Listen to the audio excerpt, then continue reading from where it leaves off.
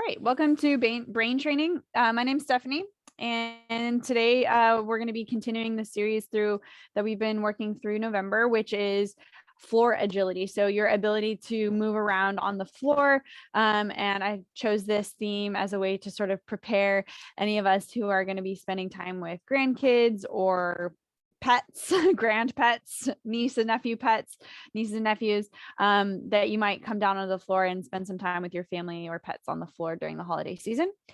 So we're going with that theme today. You need your ball that you've been working with. Your letter ball is a great option, or a tennis ball or a ball of socks works great as well.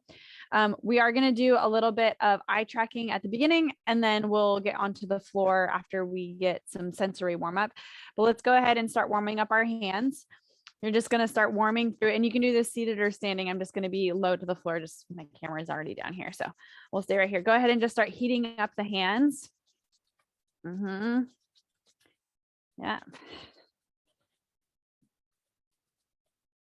Good. And then interlace your fingers and kind of wiggle them around a little bit, giving the webbing a stretch.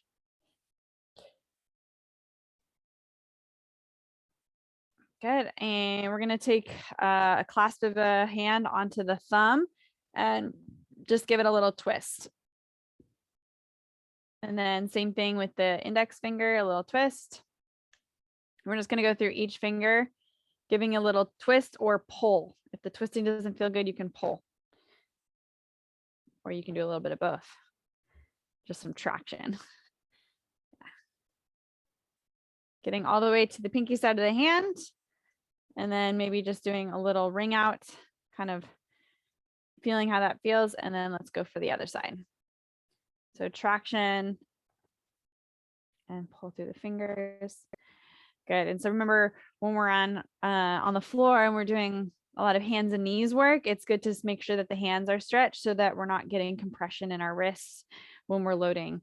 If you have wrist issues, this is a good thing to do before you do your floor work, just stretching out your fingers and your hands. Good. So we did the traction through the fingers, and then go ahead and kind of pump through that hand a little bit. You can flick if you'd like. And then we're going to go for the webbing in between. So thumb and forefinger. Yep. Peace sign. And of course, I'm going through this at a pace that makes sense for my body. But if you feel like there's something, a particular area that you like, or you feel like your body needs more of, feel free to spend just a little extra time on there and then kind of jump back in when you're ready. Yep. And the last one.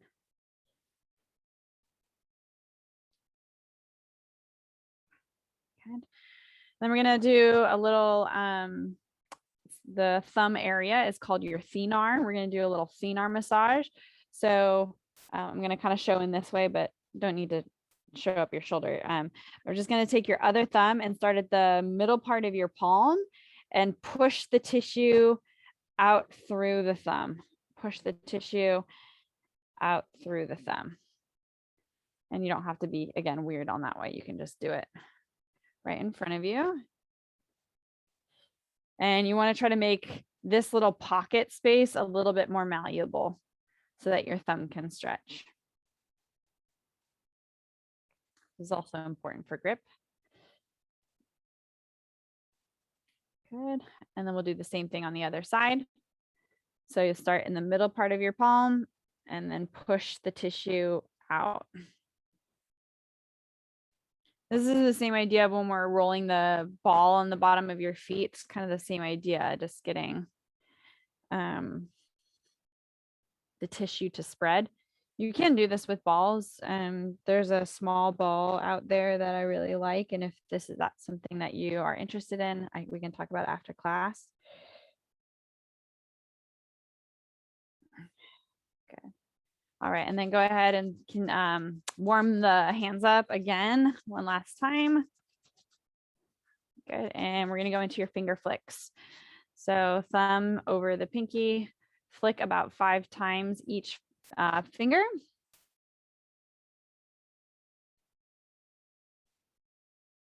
And make sure you're getting noise, like you can hear the flick. So there's some power behind that. And then once you've done the 4 kind of primary fingers, then make sure you get your thumb. You're going to wrap the index finger over the top of the thumb and get the thumb, because the thumb was being the resistor the whole time, right? Good. And then go ahead and just wiggle out your fingers. Good. Do some wrist rolls. So go ahead and make a fist and roll your wrist around. Try not to do crazy stuff in the arms. It's really about isolating in your wrist joint. Yep. And then reverse. Good. Again, try not to get the arm going. It's really about the wrist. And then interlace your fingers, and we're going to go ahead and push out so that we're getting a stretch through the underside of your wrist. Good. And then we're going to reverse it. So you'll come out and do a stretch on the back side of your wrist. Yep. And we'll just flip flop between those two. So you're not spending too long in one end or the other. Good. And then go ahead and go. This one's kind of tricky. So palms facing down and slide on the horizontal plane. So you're stretching this side of the wrist. Yep. And then same thing kind of over the top. We're stretching out what's called the radial side of your wrist. And then the ulnar side. Yeah. And then the radial side. One more time each. And the radial side. Good. Go ahead and clasp your wrist. Clasp your own wrist. And set the shoulders out of your ears and pull on each other. So you're pulling out this way. But of course, you're not going to let either one win. It's going to be a tie game. And then release. And as you're pulling out, set the shoulders down and lift your chest. Try to get taller through your skull. There you go. And then release.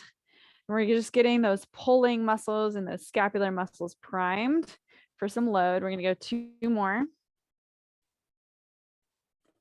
Yep. And last one. Good. Nice job. And then we're going to give ourselves a clap. I'm not going to do it too loud because I know the microphone's right here. But what I want you to do is try to create more of a cupping with your hands. So it's not really like a clap per se that you would do for like in an audience, but more of kind of this like doming clap inward. Yeah. And it doesn't make as loud of a sound, but you're more clapping through the pads of your fingers. Great. Nice. All right, go ahead and shake that out. We're going to do a little neck stretch. Let's take one arm, grab behind the ear. With the microphone is always a little tricky. Let's try this. Can you still hear me? Yeah? Okay, cool. So we're just going to grab behind the ear and pull across the base of your skull, sort of where your hairline is. And you're going to take your eyes to the elbow and look in that direction. Try to turn your head in that direction as you're sort of scraping. That's kind of sounds a little violent, but that's kind of what it feels like in a good way. And we'll just do that 4 times total each side. So from the back, it would look something like this. You're grabbing with the pads of your fingers, pulling across the base of your skull and looking towards your elbow. Yep. And one more time. Oh, there is some sticky spots in there. Yep. Let's switch to the other side. So grabbing through the other, kind of right behind your earlobe, pulling across. Yep. And I'm watching the screen. You're going to look at your elbow.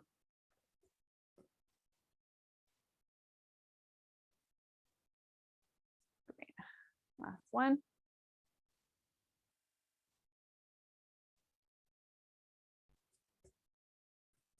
job. Good. That was about 4, yeah? All right, let's work on our eye tracking. Let's bring the eye tracking into play. We are going to play with our letter ball. So go ahead and grab your ball, and then we'll come back and do some more acute tracking. So if you don't already know how to play letter ball, I'm going to explain it. If you do know how to play letter ball, we're just going to go standard letter ball to kind of warm up your eye and hand-eye coordination. All right, so if you are standing doing this, I want lots of chaos. Remember, you can close your eyes, you can bounce it off the wall, say the letter or number that you're seeing. If you're seated or this is new for you, we're just going to throw the ball up, catch it, and say the first letter or number you see on the ball, or at least make eye contact on something specific on your ball. So if it doesn't have letters or numbers, you're going to look at a particular fuzz or whatever on your tennis ball. All right. So just getting yourself to look around the room. If for some reason you don't have a ball today, I want you to find something in your room that's green. So that way you're looking up and around and finding different things. All right. I'm going to get a little bit more wild with my ball. I'm going to start bouncing it off the ground. Good. And I'm not going to say the letters or numbers, but it's good if you do. Karen, you writing numbers on your ball? Nice. Good. My neighbors will get mad if I throw it at their wall. Okay, we're going to do this for about 20 more seconds. Getting your eyes online, some hand-eye coordination, some right-left coordination to catch the ball. Here you go, David. Nice job. There's Walter. Got about 10 more seconds.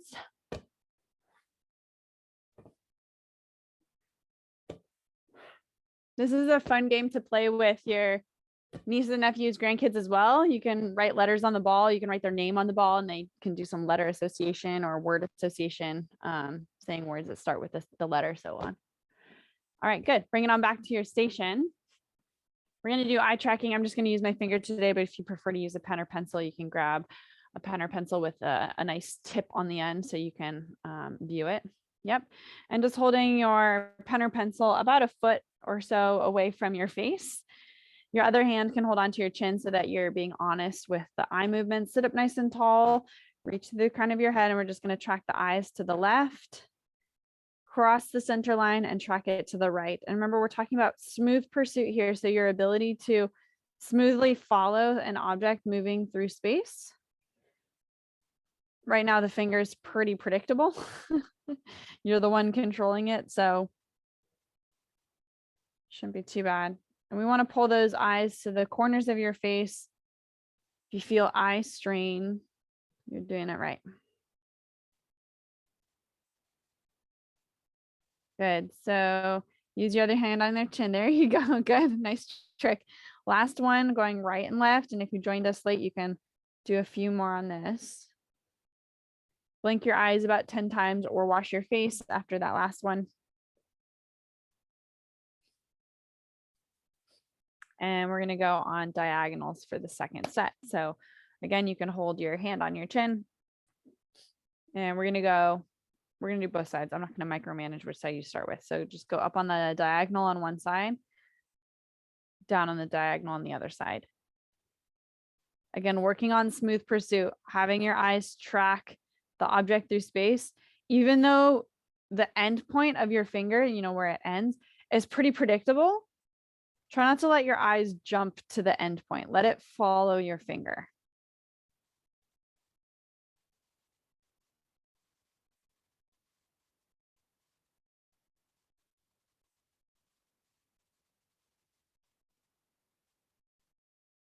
Yep. I'm going to do 1 or 2 more on this diagonal, wash my face, and then I'll go 1 or 2 on the other diagonal.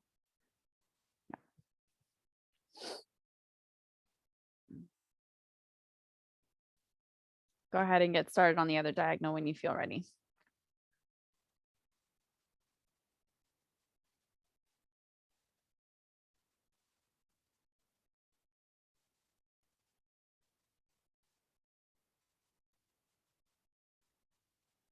Nice and tall through your posture. You want to make sure that the back of your neck is open for all the fluids to flow from your brain to your body and vice versa.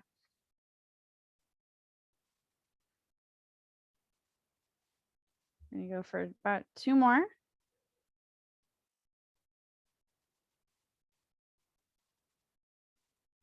Good. And then wash your face. Blink 10 times, something that sort of relaxes your eyes. Again, eye strain should happen to some extent. Great. Let's grab your letter ball. We're going to do one more set of your letter ball. You can get creative this time, do something a little different than you did on the last one. Maybe if you have letters on your ball, let's go saying a word out loud that associates with the letter that you see. If you see a number, you're just going to multiply that by 2 and then say that number. All right. So if you see a 4, you're going to say 8 out loud. You ready? We're going to go for about a minute. Here we go. Good. And the more chaotic and unpredictable you can make that ball, the better. Because you want to sort of throw yourself off the predictability. It's too easy when it's predictable. You want your body to react to something coming in.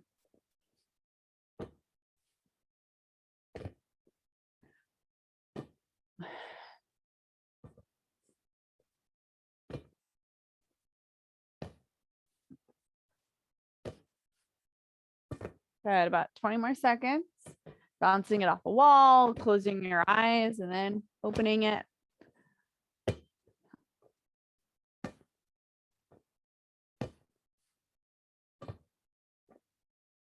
5, 4, 3, 2, and 1. Nice job. All right, you can set your ball off to the side. We have one last thing before we come onto the floor. And we're going to do some just basic reaction time, kind of brain speed drill to warm up your brain and body. I know once we get on the floor, it can be hard to see the screen. So kind of priming your auditory system. How well can you react to auditory cues to create a movement? So I'm going to say right, left, or center. And you're either going to bring your right arm up, your left arm up, or do some sort of squat. So it'll be, if you're standing, this is the standing option. So it's like right arm, left arm, center will be some sort of squat or standing up from the chair. If you're not coming out of the chair, you're just going to bring both knees up. Okay, so just go right arm, left arm, both knees up. All right, we got this. Simple. It's just priming your reaction time, not necessarily super physical. You ready? Here we go. Center, right, center is a squat, left, right, center, left, center, right, left,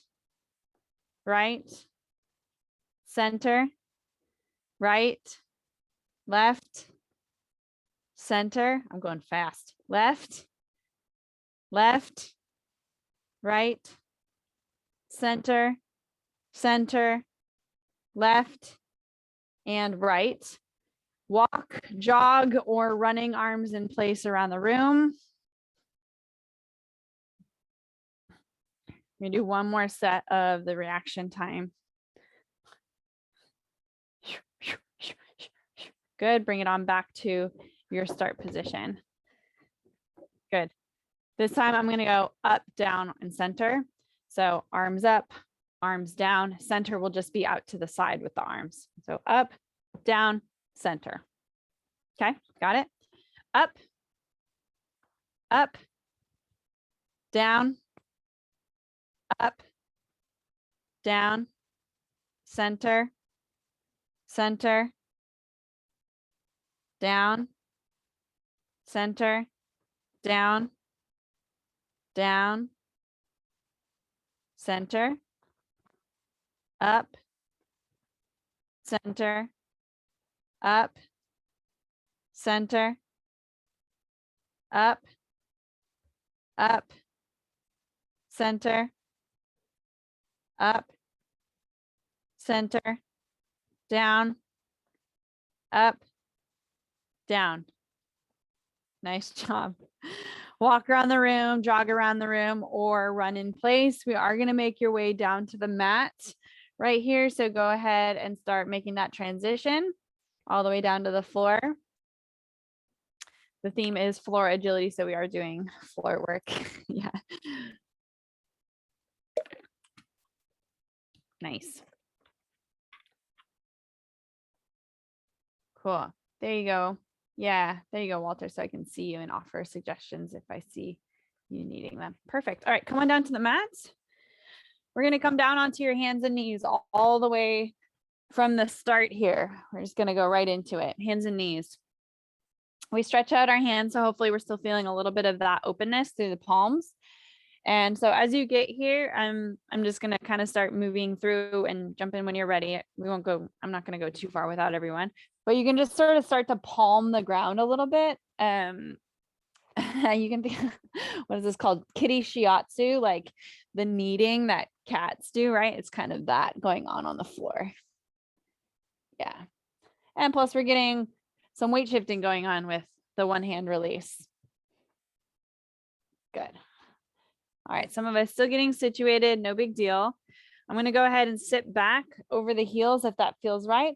And then go ahead and just roll out your wrists real quick. Some of us are still getting settled on the ground. There we go. Perfect. All set? Let's go ahead and bring it back into your hands and knees. All right, cat cow, and we're gonna make this a slinky cat cow, or I call it a cat spine wave. So right here, we're gonna tuck the tail underneath you to round your low back, and then continue waving that flexion through the rest of your spine until your head sort of drapes down, and you can peek through your thighs. Start with the tail again, where you lift the tail up and then let the spine wave through into extension, where the heart drops down a little bit, the shoulders come open and the eyes come up. Okay, so I'm going to go slow. Feel free to move at a pace that makes sense for you. This should feel almost a little bit meditative once you get into the rhythm of it. Letting the tail unravel and extend, bringing your eyes up at the last moment. Good. Tuck the tail and round through. And extend open. Nice. As slinky as you can make your spine. You got it. Last two.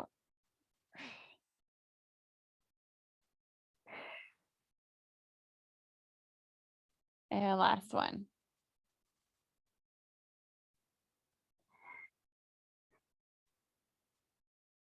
Excellent job. Nice work. All right, we're going to take your left leg and slide it out to the side. And if you can bring that leg up as high as you, or like as forward as you can, even better. So some of you may have your foot back a little bit, and that's okay. But we want to try to get that leg as, as parallel with the other leg as possible. And we're just going to rock back a little bit and then forward. And you should feel a little stretch on the inner thigh of your outstretched leg. And again, the more forward, the more sort of intense that stretch. Well, I guess depending on how flexible you are, it could be pretty intense with the leg back too, right? Yeah. So again, if you're not feeling something, maybe bring your leg up a little bit more in front. Good. Just getting some mobility in your inner thigh, as we said. And we'll go for 3 more rocks, 2 more rocks, and last one.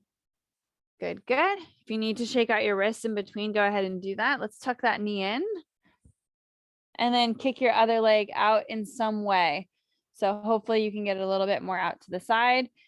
And we're going to rock back and forth. Good. And that's just a complete no-go. Just rock with both knees underneath you.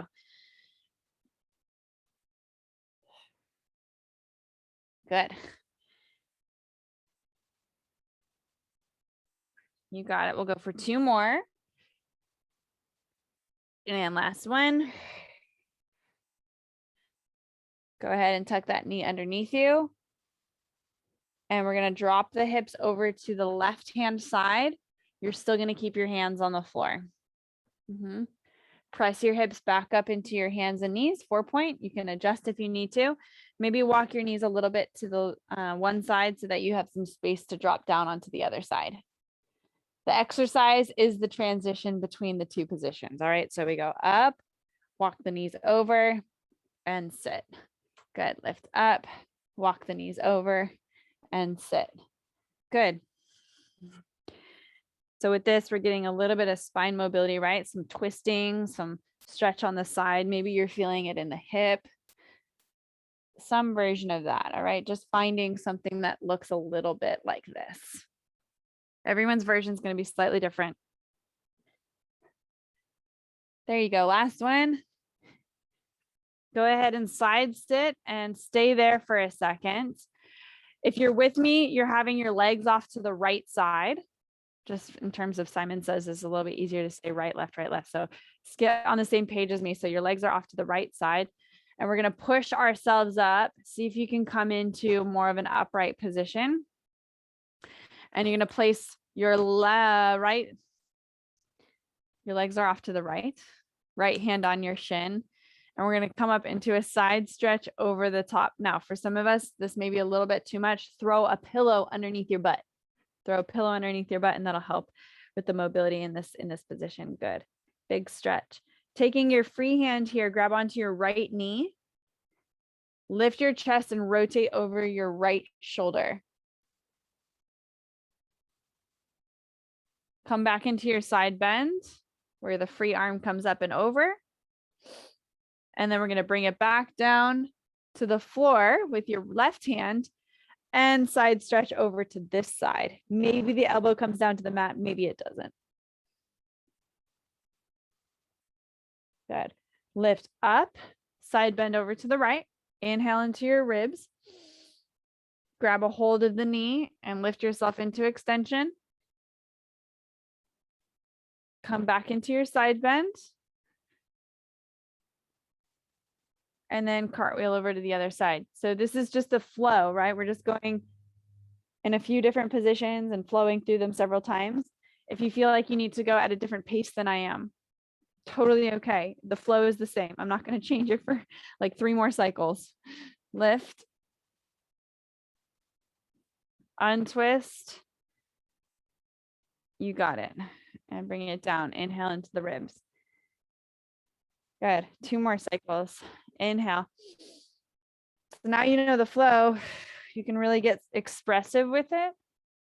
Maybe bring out your inner dancer.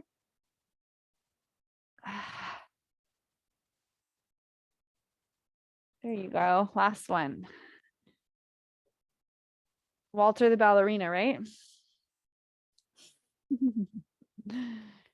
And bring it out. Perfect. Nice work. From here, press yourself up into a tall kneel position or bring your hands out in front of you. And of course, we're just going to do the same sequence on the other side. So figure out a way that you're going to transition so that your legs are off to the left. Your legs are off to the left. I have my legs stacked. I guess I wasn't super clear about that last time. So I'm just stacked here. All right, grabbing onto your shin. We're side stretching over to the left side, opening up your right ribs. Grab onto your knee and twist over your left shoulder with a little bit of extension. So lifting through your chest. Rotate back into your side bend stretch. And then cartwheel over and come down. If you'd like to put your elbow down, or if that's accessible for you, grab it. So you get a little bit more side bend.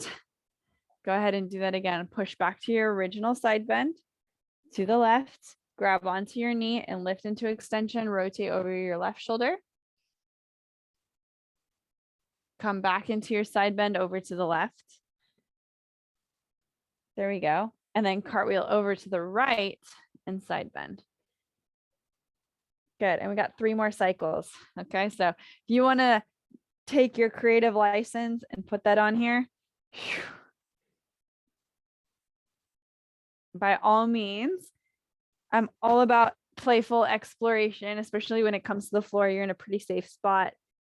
Can't really fall too hard anyways. Although that sounds kind of funny, falling off the floor.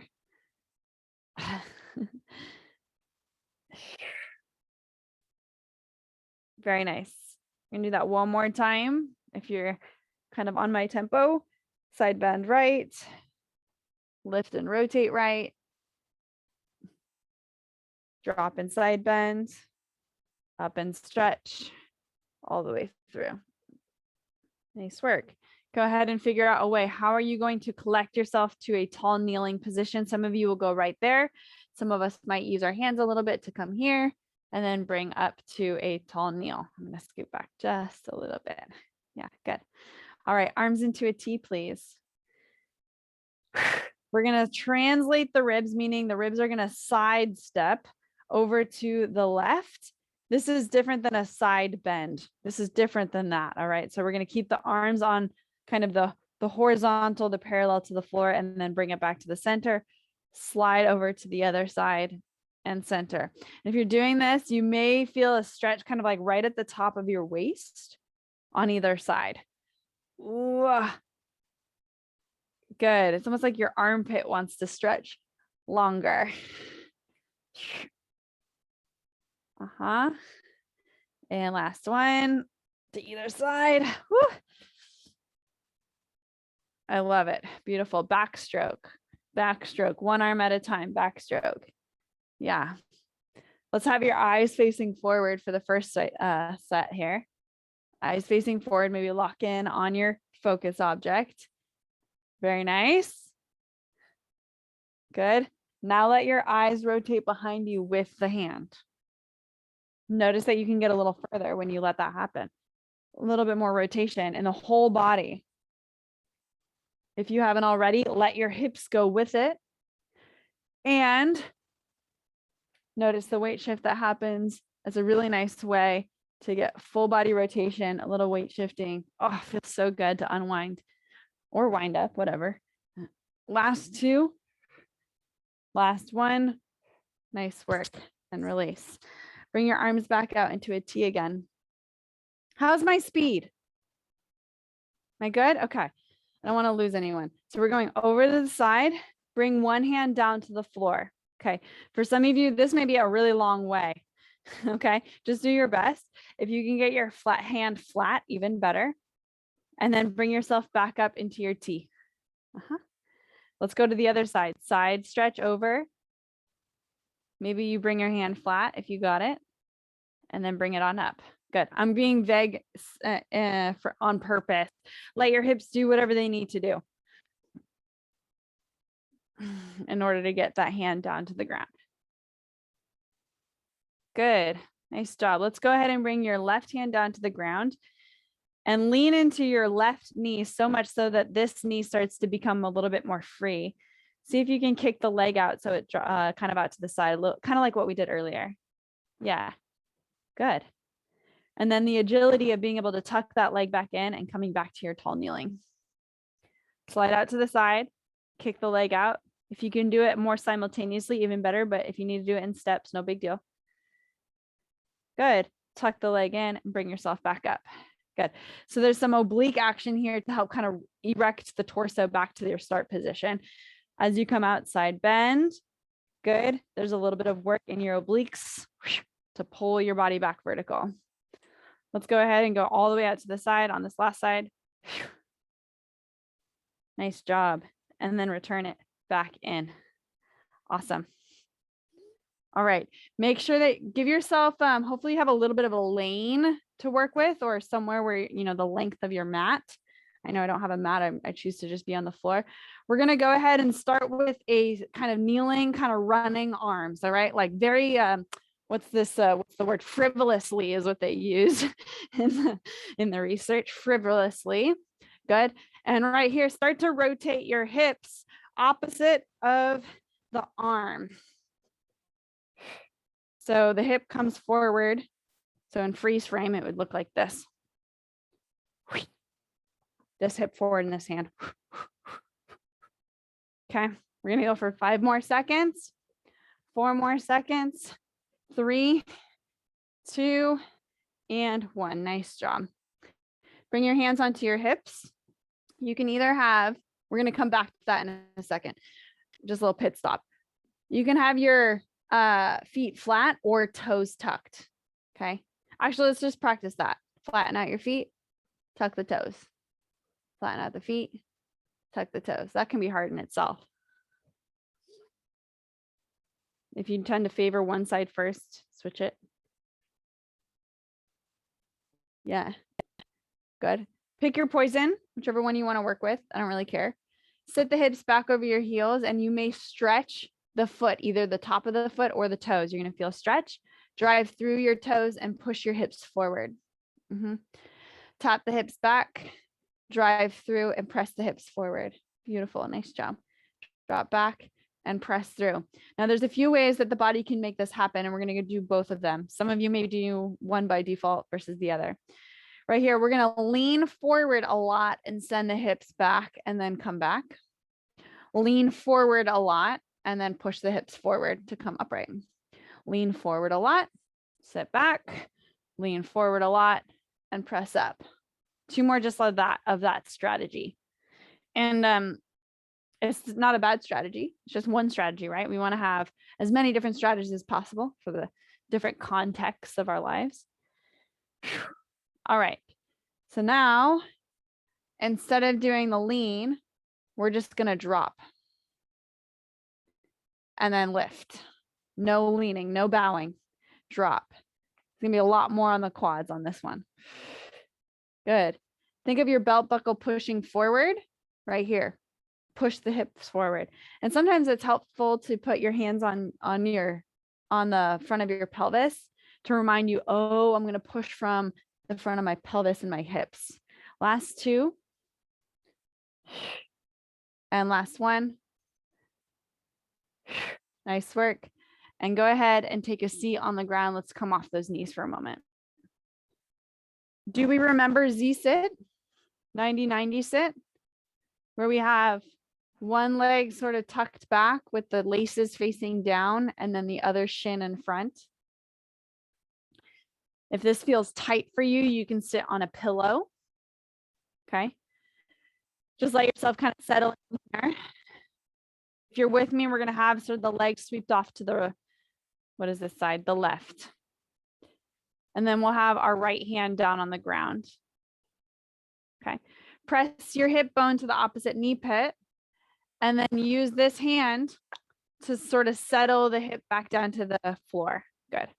And for some of you, this is old news. Bear with me.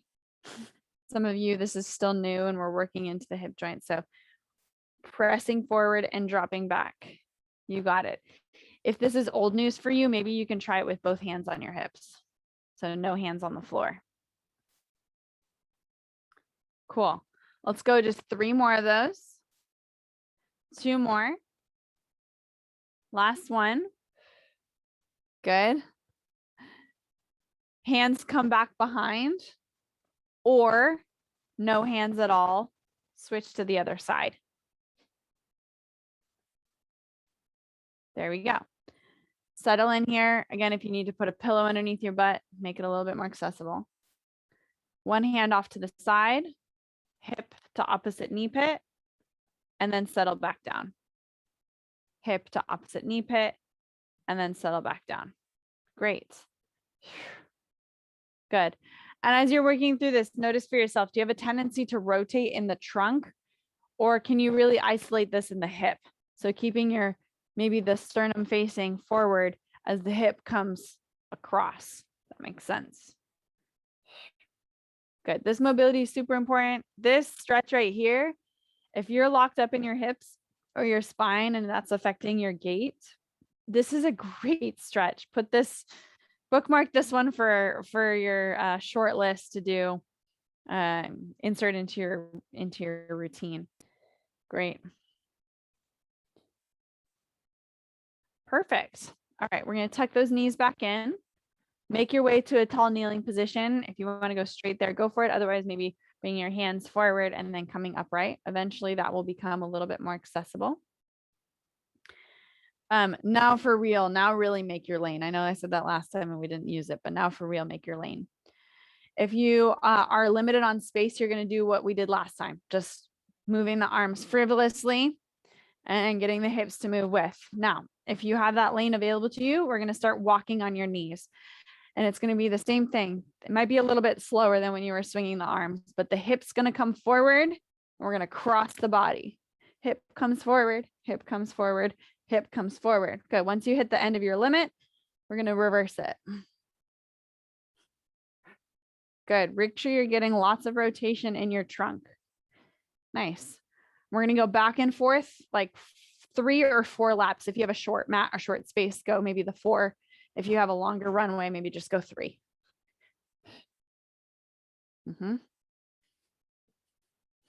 So again, if your gait is limited in the hip rotation and the arm swing, if you're sort of kind of static in your gait, this is a great thing to practice. It kind of takes the gait out of the equation. So you don't have to think about your feet so much.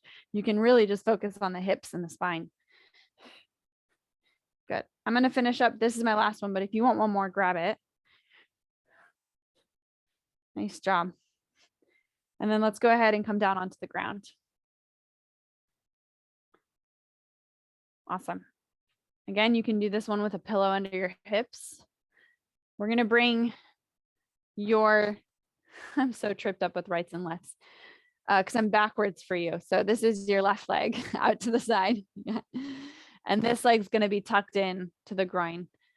If you find yourself sort of like, oh my gosh, Steph, I can't even like hold myself up here again. That's when you would put a pillow underneath your butt and kind of just lift your body up.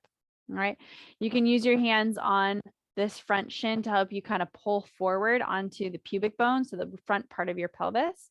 And hopefully maybe you're feeling a little bit of a stretch on your inner thigh and your hamstring. And we're just going to point your foot and then flex your foot. And I know that sliver of sunlight through my blinds is kind of bland. It's winter. My skin is quite pale, blending into the sun. Yep. Point and flex. Point and flex. Good. Try to sit up as tall as best you can. As tall as you can. Sit up tall as best you can. Yeah. Good. And then go ahead and keep that foot flexed. So toes to the nose. Your the left hand is going to come down the inseam of your pants or your leg down to the ankle bone. If it helps to grab onto something, go ahead and grab onto something. And we're going to stay in your side bend as you come over the top. Okay, stay in your side bend. Yeah. And just lift through the arm. And some of you may be here, and that's fine. Just trying to reach out as far as you can. We're going to take this free hand and cross it over the other hand so that you come onto the back side of your shin, and then rotate your trunk so that your sternum looks towards your knee or in that direction. Rotate back open into your side stretch. And then bring it back up to the start. And we're just going to do that one more time. So coming down the inseam of your pants, open up, side stretch. Rotate into your trunk rotation, base of the sternum towards your knee. Rotate back open, side stretch, and then bring it on up. Nice job. Do what you need to do to switch sides. If you don't need to use your hands, don't use your hands. Yeah. Take a moment to settle into this side. How does this side feel in comparison to the other side when we first started? And of course, trying to sit up as tall as you can. Let's go ahead and flex and point this right foot. Point, flex, point, flex. Good. And as you're working through this, make sure that you're really getting in the ankle joint and you're not just like doing the toes. You're really pulling the top of the foot towards your shin. And then same thing when you're pointing, you're not just kind of pushing the balls of the feet, but you're really trying to get this curve in the arch of your foot.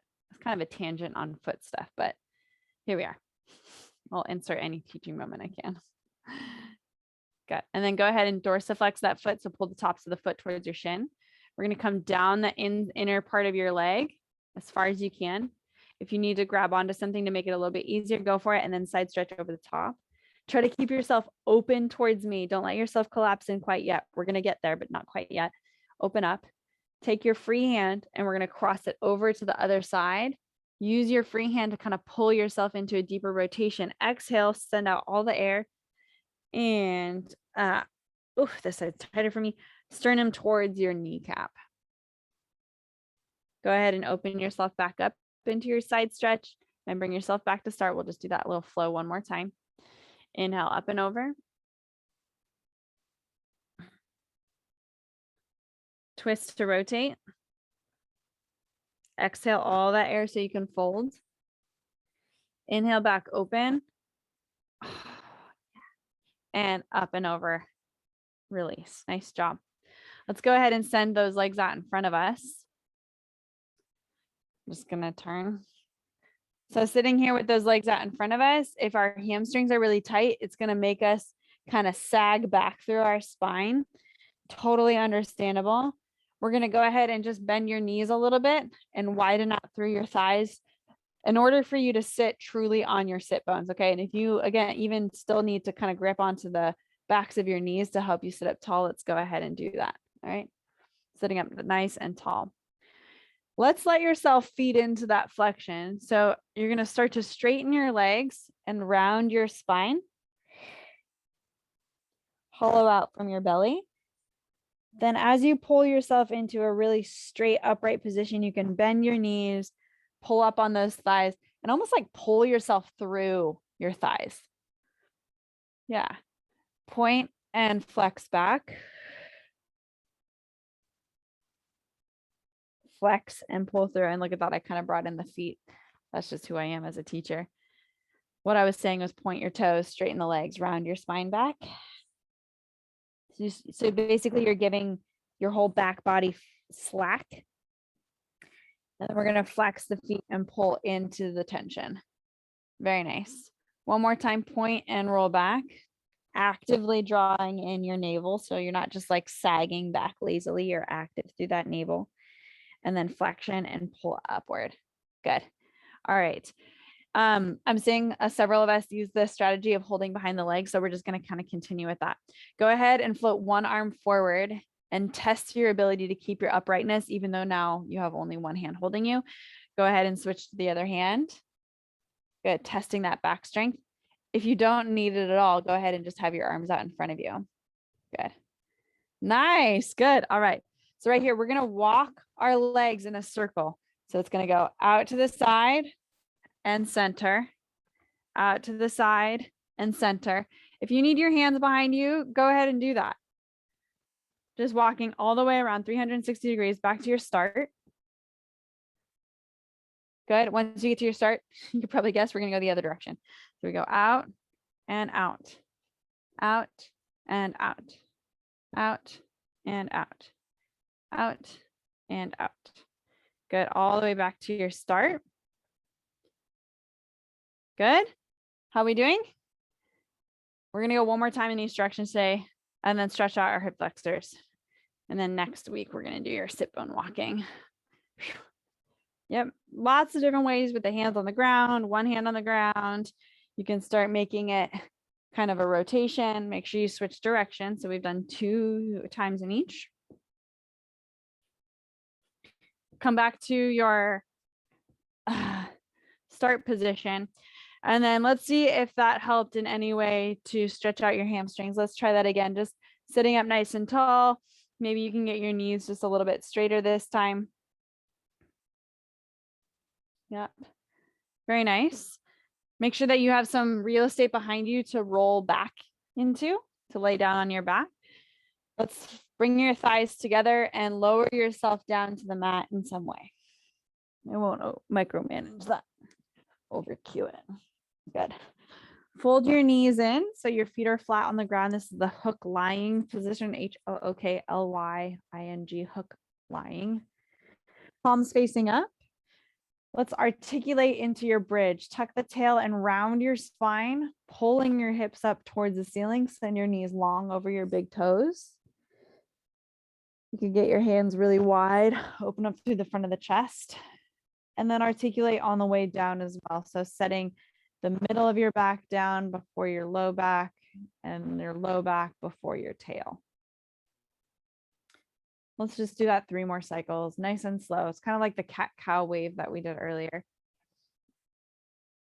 Lifting your hips up, sending your knees long over your toes, and then articulating down. It's your last exercise today, so just find something that feels really good in your body.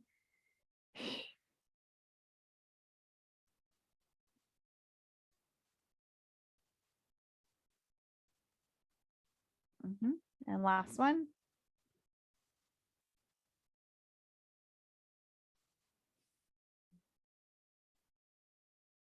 Great. Send your feet a little bit wider, maybe mat width apart if you have a mat. Just letting your knees fall off to the left. And then look over your right shoulder and stretch out your right arm. There's that internal and external rotation in your thighs again. Go ahead and swing your legs over to the other side and rotate away from your knees with your head and eyes.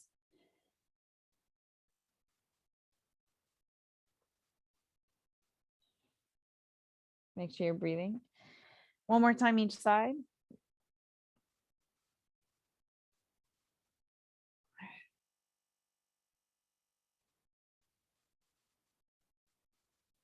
And find a comfortable position. It might still be that hook lying position, or if you want to let your legs go out straight.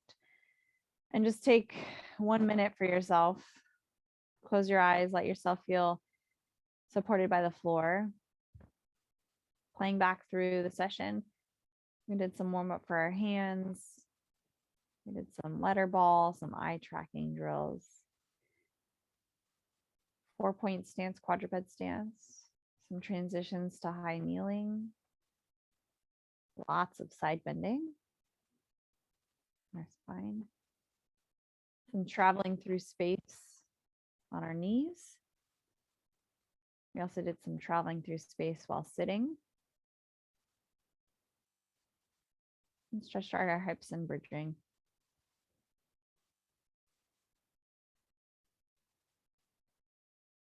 As you reflect back, think about one exercise that you found interesting for any reason.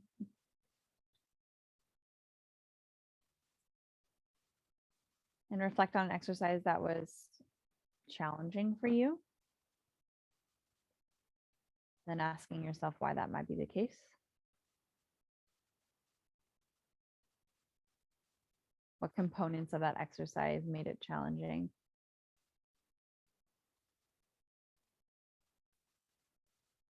And then one exercise that really resonated with you, that felt really good for whatever reason, both and it was easy to do and you felt happy about being successful in it, or it was really good for you.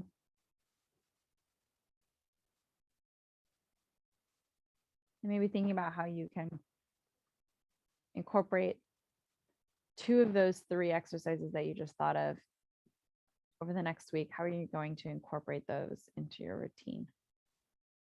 Something interesting, something challenging, and something that you loved. 2 out of 3. Bonus points if you do all 3.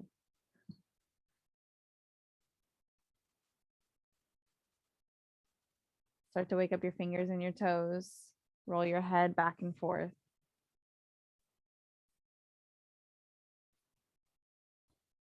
Roll off to your side. Press yourself up to sitting. Excellent job, everyone. I am so relaxed. I'm like zenned out. I'm going to turn off the recording. If you have anything that you want to share with the group, we'll open up the floor.